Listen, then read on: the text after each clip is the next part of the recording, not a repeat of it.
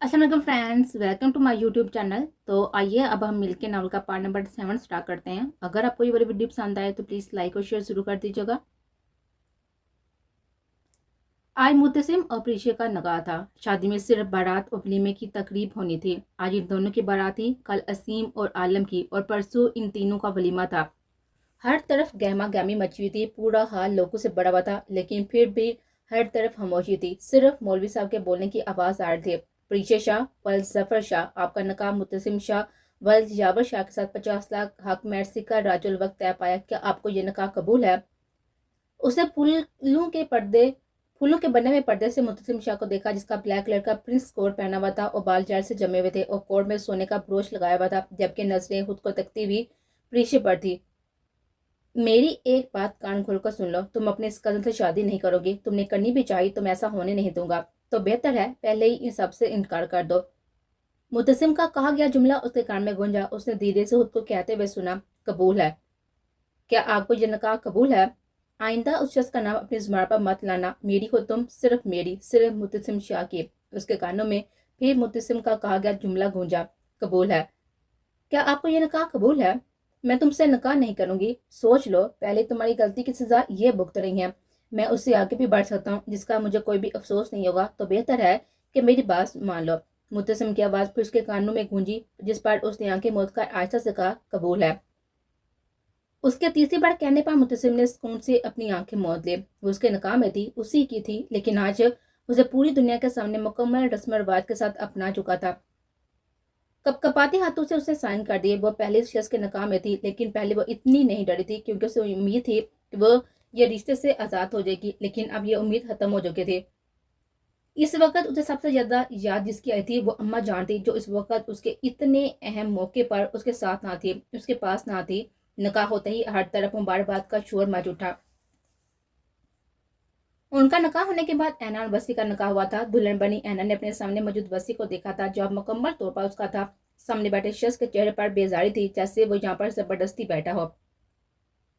लेकिन ऐना को उस बात से फर्क नहीं पड़ा था। खुदा ने उसकी पाक मोहब्बत का उसका महरम बना दिया था। वो जब वो अपने महरम के दिल में अपने लिए जगह बना लेगी, ये अहद उसने खुद से कहा था। रस्म होते ही कुश्ती का शोर उठा। पहले जहाँ पर माहौल में खामोशी थी, अब वहीं पर पहले जहाँ माहौल में खुशी थी, अब वहीं पर आंसू भी आ चुके थे। वसी ऐना का ख्याल रखना, उसने वसी के करीब खड़े होकर कहा था, जिस पर वसी ने दुख से उसको देखा। कल तक इस लड़की को उसकी जिंदगी में आना था, लेकिन आज वो किसी और के साथ रुखसत होकर जा रही थी। वो नम आंखों से उसे जब तक देखता रहा, जब तक वो मुकम्मल तौर पर उसकी नजरों से ओझल ना हो गए। घर आकर घर की खवातीन कितनी ही रस्में काली थी, थकन से उसका बुरा हाल था, ऊपर से नींद भी आ रही थी, लेकिन झिझक ऐसी थी कि वो ये बात किसी को बोल भी नहीं सकती थी। और इस वक्त उसे आयरा भी नहीं दिख रहे थे, जो उससे कुछ कहकर यहाँ से उठने का कह देती। लेकिन शायद उसकी ये थकन फारीना बेगम दे चुकी थी, इसलिए आयरा को बुलाकर उसे कमरे में छोड़ने के लिए कहा। रुक जा बहू, मुझे भी तो अपनी बेटी को तोहफा देना है। आयरा जिसे मुतसिम के कमरे में लेकर जा रही थी, दादा जान के कहने पर उसने उसे वापस बिठा दिया। ये लो बेटा। उन्होंने एक सुर्ख मरमर का बॉक्स उसकी तरफ बढ़ाया था। उसका अपनी आंखें उठाकर सामने खड़े शख्स को देखा। दिल चाहा उनके हाथ में मौजूद इस बॉक्स को लेकर फेंक दिया, लेकिन वो इन सब लोगों के बीच में कोई तमाशा नहीं चाहती थी, इसलिए खामोशी से इस बॉक्स को थाम लिया, जिसमें सोने का काफी भारी सेट था। ये मुतसिम की माँ का था। उसे कुछ सामान मुतसिम ने रखा था और बाकी का उसकी निशानी के लिए सबने, लेकिन ये मैंने अपने पास रखा था क्योंकि ये मुतसिम की दुल्हन की अमानत था। खुश रहो, खुदा जोड़ी बनाए रखे। उन्हें मुस्कुराते उसके सर पर हाथ रखा और आयरा को उसे कमरे में ले जाने के लिए कहा। नींद आंखों में बड़ी पड़ी थी। अपना लहंगा संभालती वो अपने कमरे में जा रही थी, जब किसी ने उसकी कलाई पकड़कर उसे अपनी जानब खींचा, जिसकी वजह से वो चोरे सीने से टकराई। उसने नजर उठाकर अपने सामने खड़े असीम को देखा, जिसने इस वक्त ब्लैक कमीज शलवार पर ब्लैक कलर का कोट पहना हुआ था और गन्नी मुच्छों को हमेशा की तरह ताव दिया हुआ था। मेरी कलाई छोड़े, मुझसे भाग क्यों रही हो? मैं तो नहीं भाग रही। उसने उसके हाथ में मुझे तो अपनी कलाई छुड़वानी चाहिए थी, और उसके ऐसा करते ही असीम ने उसकी कलाई को मजीद सख्ती से पकड़ लिया। नाराज हो मुझसे? अगर मैं कहूँ हाँ तो आप क्या करेंगे? मैं तुम्हारी नाराजगी दूर करूंगा, बताओ क्या करो। प्लीज शादी से इनकार कर दे असीम लाला, मुझे आपसे शादी नहीं करनी है। उसके कहने पर असीम ने झटके से उसके कमर में हाथ डालकर उसे अपने करीब किया, और उसके इतने करीब आने पर कस्बा का सांस जैसे हलक में अटक चुका था। इस वक्त सब अपने कमरे में जा चुके थे, इसलिए किसी का भी यहाँ पर आने का कोई भी चांस नहीं था। کسی کو پسند کرتی ہو تم؟ وہ اپنی سرخ آنکھیں اس کی آنکھوں میں ڈالے پوچھ رہا تھا، جس پر اس نے جان بوجھ کر اپنا سارا اسباب میں ہلا دیا، شاید یہ بات سن کر ہی اسیم شادی سے انکار کر دے۔ میں اسے پسند کرتی ہوں، اس کا نام صوبان چٹا۔ اس کی بات مکمل ہونے سے پہلے ہی اسیم کا باری ہاتھ اس کے نازک گال پر پڑا، جس پر قصبہ کی آنکھوں سے آنسو تیزی سے بہنے لگے۔ وہ اپنی سرخ ہوتی ہوئی آنکھوں سے اسے غصے سے دیکھ رہا تھا، جس سے قصبہ کو خوف آ رہا تھا۔ اس نے پہلی بار اسیم کا یہ انداز دیکھا تھا۔ اپنے کمرے میں جاؤ، اسے چھوڑ کر اسیم نے اس کے کمرے میں جانے کا اشارہ کیا تھا۔ یقیناً یہ وہ باتیں نہیں سننا چاہتا تھا۔ اس کے چہرے پر جہاں تھوڑی دیر پہلے مسکراہٹ تھی، اب اس کی جگہ پر سنجیدگی نے لے لی تھی۔ اسیم لالا پلیز اپنے کمرے میں جاؤ، اور کل نکاح سے پہلے مجھے اپنی شکل مت دکھانا۔ اس کے سخت لہجے کو دیکھا، اسے سہمی ہوئی نگاہوں سے اس کو دیکھا اور وہاں سے بھاگے۔ اس کے جانے کے بعد اسیم نے اپنے گھنے بالوں میں ہاتھ پھینکا، جیسے خود کو سکون کرنا چاہا تھا، لیکن غصہ تھا جو ختم ہونے کا نام نہیں لے رہا تھا۔ وہ جانتا تھا قصبہ کسی کو پسند نہیں کرتی، اس کی زندگی میں کبھی ایسا کوئی آیا ہی نہیں تھا جسے وہ اس طرح دیکھتی، لیکن غصہ اسے اس بات پر تھا کہ اسے شادی سے انکار کے لیے اس نے جھوٹ بولا، اور اس سے زیادہ غصہ اس بات پر رہا تھا کہ اس نے اپنی زبان سے کسی اور کا نام لیا۔ وہ تو اس کے حوابوں میں بھی اپنے علاوہ کسی کو نہ آنے دے، یہاں تو پھر وہ حقیقت میں کسی اور کا نام لے رہے تھے۔ اس نے اپنے ہاتھ کو دیکھا جس نے قصبہ پر اٹھایا تھا، خود کا ہاتھ اٹھانا اور قصبہ کی نم آنکھیں یاد کر کے اسے خود پر بھی غصہ آ رہا تھا۔ وہ کیسے اسے تکلیف دے سکتا تھا؟ اسے غصے سے اپنا ہاتھ دیوار پر مار دیا اور درد کی ایک لہر اٹھی، لیکن وہ نظر انداز کیے اپنا ہاتھ دیوار پر جب تک مارتا رہا جب تک وہ اپنا اچھا خاصا زخمی نہ ہو گیا تھا۔ اس نے اپنے زخمی ہاتھ کو دیکھا، اس میں تکلیف اور تھی، لیکن اسے یہ تکلیف اس تکلیف سے چھوٹی لگی تھی جو اس نے اپنے قصبہ کو دی تھی۔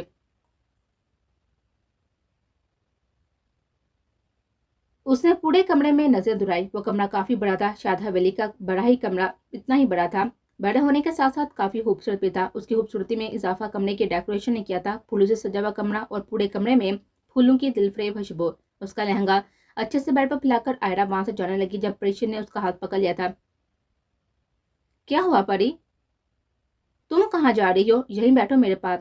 تمہارا دماغ ٹھیک ہے پری؟ متسم لالا آنے والے ہوں گے۔ ہاں تو آنے دو، مجھے فرق نہیں پڑتا، تم یہاں بیٹھو، ہم باتیں کریں گے نا۔ پری ہم کل بات کریں گے، ٹھیک ہے؟ ابھی میں سونے جا رہی ہوں اور ریلیکس ہو جاؤ، کچھ نہیں ہوگا، گڈ نائٹ۔ اس کا گال تھپتھپا کر آئرہ وہاں سے چلے گئے تھے۔ کمرے سے نکلتے ہی اس نے اپنی چیخ روکی تھی جو سامنے کھڑے شخص کو دیکھ کر اس سے نکلنے والی تھی۔ تم یہاں کیا کر رہے ہو؟ اس نے گڑ کر عالم کو دیکھا۔ کچھ نہیں، بس تمہیں دیکھ رہا تھا۔ پوری تقریب میں بجلیاں گراتی پھر رہے تھے۔ اس کے کہنے پر آئرہ نے سب سے گہرا سانس لیا۔ عالم نے اس کی تعریف کی رہی تھی، لیکن تعریف ہی اپنے طریقے سے کری تھی۔ کیوں دیکھ رہے ہو تم مجھے؟ کیونکہ میں حق رہتا ہوں تمہیں دیکھنے کا، کوئی حق نہیں رہتے تم مجھ پر۔ رکھتا ہوں تم میری خبردار جو تم نے یہ میم نون گا والا لفظ اپنی زبان سے نکالا، مجھ سے برا واقعی کوئی نہیں ہوگا۔ اس کے کچھ کہنے سے پہلے ہی آئرہ نے کہ جس میں اس تک پہنچ کر کہا تھا، انداز تنبیہ کنوار تھا، میں تو بولوں گا کیا بننا؟ میم نون گا۔ ہاں اتنا تو مجھے پتا ہے، یہ منگ بنا، اور میں اس میں کچھ غلط نہیں ہے۔ تم میری بے بے بے بے بے بے بے بے زور سے چلاتی وہ وہاں سے بھاگ گئے تھے۔ چلانے کا مقصد یہ تھا کہ عالم کی کئی بات اسے سنائی نہ دے۔ اس نے مڑ کر عالم کو دیکھا، وہ اب چلا نہیں رہے تھے کیونکہ عالم شاہ بھی خاموش ہو چکا تھا، اس لیے مطمئن ہو کر وہاں سے جانے لگی۔ تم میری منگ ہو، اس نے اتنی تیز آواز میں کہا کہ تھوڑے فاصلے پر کھڑی آئرہ نے آرام سے اس کی بات سنی تھی، لیکن پھر بنا مڑے وہ غصے سے وہاں سے چلے گئے۔ عالم شاہ نے مسکراتے اس کو دیکھا تھا، اس کی مسکراہٹ جتنی گہری اور تھی، گال کا ڈمپل بھی اتنا ہی گہرا ہو رہا تھا۔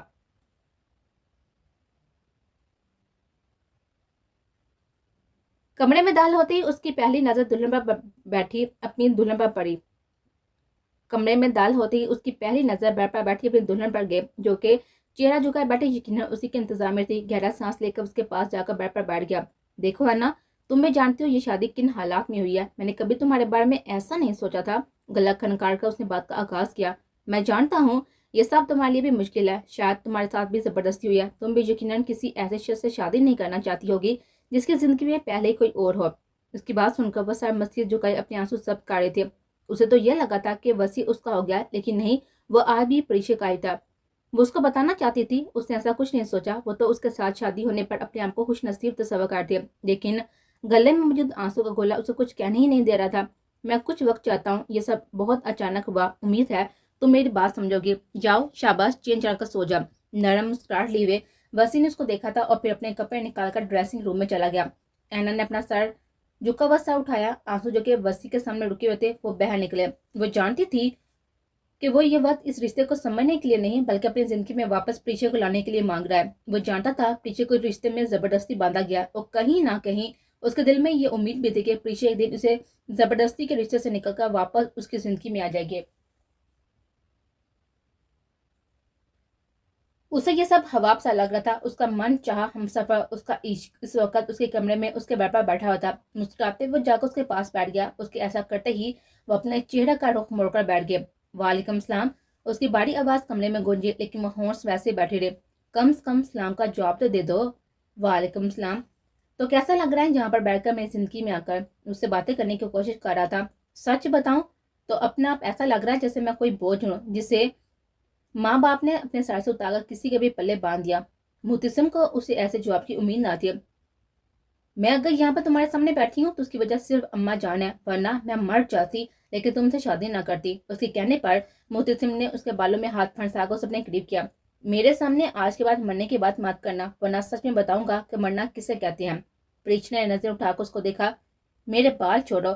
उसका दुपट्टा जिसकी पिन उसने पहले निकाल दी थी वो भी उसके बाल पकड़ने की वजह से सर से उतर चुका था। उसकी बात का बिना कोई जवाब दिए मुदस्सिम उसके लिपस्टिक से सजे हुए लबों पर झुक गया जो कब से उसको बहका थे। उसके अंदाज में बेहद नरमी थी। वो नरमी से उसके लबों पर झुका हुआ था, लेकिन उसका उसके करीब आना प्रीशा को नागवार गुजरा था, इसलिए उसके कांधे पर हाथ मारकर उसे खुद से दूर करने लगी। उसका ऐसे करने पर वो खुद ही उसे दूर हो गया था।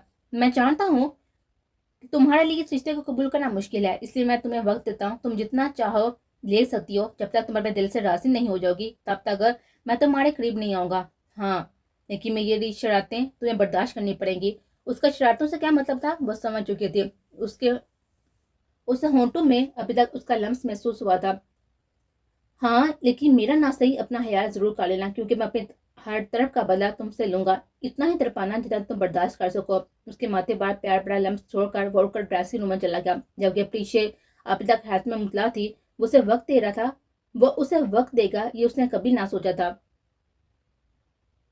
वो ड्रेसिंग रूम से निकला तो वो अभी तक इस तरह बैठी थी जैसे वो छोड़कर गया था। बीवी, अगर इरादे कुछ हो रहे हैं तो मुझे बता दो। इस तरह यहाँ पर बैठकर मेरी नीयत क्यों खराब कर रही हो? मुतसिम की आवाज पर वह ख्यालों की दुनिया से बाहर निकले। तुमने मुझे वक्त दिया ताकि मैं इस रिश्ते को समझ सकूं, लेकिन इस सब का भी कोई फायदा नहीं है, क्योंकि मुझे जैसे ही मौका मिलेगा मैं यहाँ से चली जाऊंगी। मुझे तुम जैसे इंसान के साथ अपनी जिंदगी नहीं गुजारनी है। उसके कहने पर मुतसिम को जैसे कोई फर्क नहीं पड़ा था। उसने चेंज करके ब्लैक ट्राउजर और डार्क ब्लू शर्ट पहनी थी। हो गया हो तो जाकर चेंज कर लो, तुम्हारे कपड़े तुम्हारे वार्डरोब में मौजूद है। उसके कहने पर भी वो बिना कुछ के वहां से उठकर वॉशरूम में चले गए थे। मुतसिम ने अपने सजे हुए कमरे को देखा और एक नजर वॉशरूम के बंद दरवाजे को और फिर गहरा सांस लेकर वह कमरे में मौजूद स्टडी रूम में चला गया ताकि ध्यान पीछे से दूर हो जाए। लेकिन वह जानता था उसका भी कोई फायदा नहीं होगा, क्योंकि दिलो दिमाग में हर जगह पर वो पड़ी काबज थी। वार्डरोब खोलती उसकी नजर उस पर मौजूद अपने कपड़ों पर गई। वहां पर सिंपल हैवी नाइट सूट तरह तरह के कपड़े मौजूद थे और वो बस हैरत से इन कपड़ों को देख रही थी जिससे पूरी वार्डरोब भरी थी। वहां पर हर तरह के कपड़े थे जो कि सारे ही बेइंतहा खूबसूरत थे। यहाँ सारे कपड़े उन्हीं कलर के थे जिन कलर के वो पहनते थे। और इतना इल्म तो उसे था कि ये काम आयरा का है। भले सारे कपड़े मुतसिम लाया होगा, लेकिन वो किस तरह के और कौन से कलर के कपड़े पहनती है ये बात आयरा के अलावा इस घर में भला और कौन जानता होगा।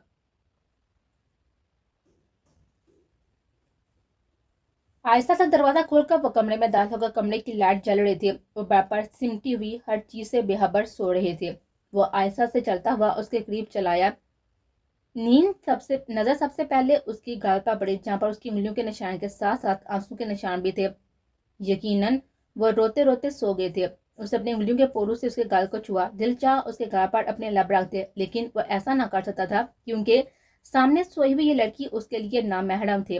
आई एम सॉरी कस्बा, उसके गाल को छूते हुए कह रहा था। लहजे में मलाल था।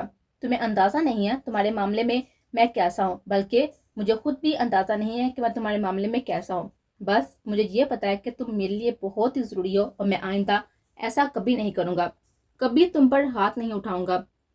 उसके माथे पर गिरी हुई चंद लेते कान के पीछे करके उसने कमरे की लाइट ऑफ की और कमरे से चला गया। अपना सूट हाथ में संभाल कर वो आयरा के कमरे में जा रही थी। ब्यूटिशियन वहीं पर थी और कस्बार और आयरा भी वहीं पर तैयार हुई थी। आज उनकी बारात थी और घर में हर तरफ शोर मचा हुआ था। गांव से थोड़े फासले पर एक बड़ा मैरिज हॉल बना हुआ था और जो कुछ माह पहले ही सकलैंड शाह ने बनवाया था। आज उनकी बारात उसी हाल में थी और कल इन तीनों का वलीमा भी उसी हाल में था। जाते हुए उसकी नजर आलम पर पड़, जो फोन पर बात करते हुए जा रहा था। अंदाज मसरूफ सा था। उसको देखकर उसकी आंखों में गुस्सा बढ़ गया। पल भर में उसके सामने जाकर खड़ी हो गई। मैं बाद में बात करता हूँ, उसे पीछे के तरफ देखते हुए फोन पर मौजूद दूसरे शख्स से कहा था और फोन बंद करके उसकी तरफ मुतवज्जो हुआ। जी भाभी कहें, आपको शर्म नहीं आ रही? आप इस तरह जबरदस्ती मेरी दोस्त को मेरी दोस्त की जिंदगी को बर्बाद कर रहे हैं। यह आपका मामला नहीं है। क्यों नहीं है? वो दोस्त है मेरी और मैं उसके लिए लड़ूंगी। ठीक है तो लड़िए, चंद घंटे बाद निकाह है मेरा, आपके दोस्त से रोक सकती हैं तो रोक लीजिए। इत्मीनान से कहकर वहां से चला गया था, जबकि पीछे उसकी पुश्त को घूरती रही थी। वो भी जानती थी कि वो आयरा का निकाह नहीं रखवा सकती, लेकिन उसे अपने दोस्त के लिए जो दुख था, आलम पर जो गुस्सा था, वो भी तो उतारना था। वाओ मैम, आप तो बहुत ही खूबसूरत लगती हैं। सर देखेंगे तो क्या होगा? ब्यूटिशियन ने उसको देते हुए कहा था। उन्हें शहर के एक बड़े सैलून से बुलाया गया था। आयरा ने नजर उठाकर उसको देखा था। वो वाकई में हसीन लगे थी। इस बात का इकरार तो उसने खुद किया था। उसका और कस्बा का लाल रंग का शरारा था, लेकिन डिजाइन अलग था। उसने लाल रंग का शरारा पहना हुआ था, बालों का खूबसूरत जूड़ा बनाया हुआ था। उसने बड़ी लाल कामदार दुपट्टा सर पर सलीके से सेट किया हुआ था। ज्वेलरी भी उसने बहुत सब चीजें पहनी हुई थी, जो कि सब आलम मिलाया था। इस सब के ऊपर ब्राइडल मेकअप उसके हुस्न को चार चांद लगा रहा था। उसने पहली बार ये सब कुछ किया था। ना तो उसने आज तक इतनी हैवी ज्वेलरी पहनी थी और ना ही इतना हैवी सूट। आलम का सोचते हुए उसकी की गई कल वाली तारीफ याद आ गई थी कि वो बिजलियां गिरा रहे थे। अगर कल को बिजलियां गिरा रही थी तो आज तो आलम की नजरों में वो तूफान मचा रही होगी। उफ, आलम शाह और उसकी तारीफें। इनका मेकअप हो गया? उसने दूसरी ब्यूटिशियन को देते हुए कहा, जो कि कस्बा को तैयार करती है। नहीं मैम, ये बार बार रोए जा रही हैं। ठीक है आप लोग जाएं, मैं खुद तैयार करूंगी। उसके कहने पर वो दोनों बैठ के जानब चले गए। कस्बा इधर देखो मेरी तरफ, क्या हुआ है बताओ मुझे। उसने प्यार से उसकी थोड़ी उसका चेहरा ऊपर करके कहा था। लहजा बिल्कुल बड़ी बहनों की तरह था। आयरा आपी, मुझे ये शादी नहीं करनी है। आंसू जिन पर मुश्किल से बांधा हुआ था, वो फिर से बहने लगे। क्यों नहीं करनी है शादी? कुछ हुआ है? असीम लाला ने कुछ कहा है? उन्होंने मुझ पर हाथ उठाया। क्या? उन्होंने तुम पर हाथ उठाया है? ये आवाज प्रीशा की थी, जो अभी भी अंदर आए थे। तुमने घर में ये बात किसी को बताई है? उसने उसके करीब आकर पूछा, जिस पर उसने अपना सर नफी में हिलाया। क्यों नहीं बताया? तुम्हें तो उस शख्स से शादी नहीं करनी चाहिए जिसने तुम पर हाथ उठाया। परी प्लीज। आया ने घुड़कुस को देखा, जिस पर वह खामोश हो गई, तरफ बैठ गए। क्या इस हवेली में कोई ऐसा मर्द नहीं है जो शादी से पहले लड़की की राय ले? उसने खुद से बड़बड़ाते हुए कहा। लेकिन आयरा उसकी तरफ मतवज्जो ना थे। बताओ मुझे, उन्हें तुम पर हाथ क्यों उठाया? कस्बा कोई बात हुई थी? उसके पूछने पर कस्बा ने सब बता दिया। इधर देखो मेरी तरफ। कोई भी मर्द ये बर्दाश्त नहीं करता कि उसकी बीवी या उसकी मनसूब लड़की किसी और लड़के का नाम ले। हाँ, ये उनकी गलती थी। उन्हें हाथ नहीं उठाना चाहिए था, लेकिन उन्होंने खुद को इस बात की सजा भी दिया। उसके कहने पर कस्बा के साथ साथ प्रीशा ने भी अपना सर उठाकर उसको देखा। कल रात को जब मैं नीचे जा रही थी तो मैंने देखा कि उनका हाथ बहुत ही जामी था। दीवार पर भी खून लगा था। कोई भी देखकर आराम से बता दे कि उन्होंने अपना हाथ दीवार पर मारा है। मैं उनके पास जाना चाहती थी ताकि उनसे कुछ पूछ सकूं, लेकिन उससे पहले अपने कमरे में चले गए। अब अपने आंसू साफ करो और अपनी शादी को एंजॉय करो। तुम अगर इस रिश्ते के लिए राजी नहीं हो तो उनसे वक्त मांग लेना, ताकि तुम अपने और उनके रिश्ते को समझ सको। हाँ, मैं भी यही करूंगी। मैं भी उनसे वक्त मांगूंगी। उसकी बात सुनकर उसने खुद से कहा था, वो असीम से वक्त मांग लेगी, भले कुछ वक्त के लिए सही। कम से कम वो उसे दूर तो रहेगी। चलो मैं तुम्हें तैयार करती हूँ, तुम जाओ जाकर चेंज करो, मैं तुम्हारे बाल बनाती हूँ। कस्बा उसे कहकर प्रीशियस से कहा, तुम दुल्हन बनी हुई हो आयरा। तो ये कहाँ पर लिखा है कोई दुल्हन किसी को तैयार नहीं कर सकती? अपने कमर पर हाथ रखकर उसे पीछे को जाने का इशारा किया था और खुद कस्बा के आंसू साफ करके उसे तैयार करने लगे थे।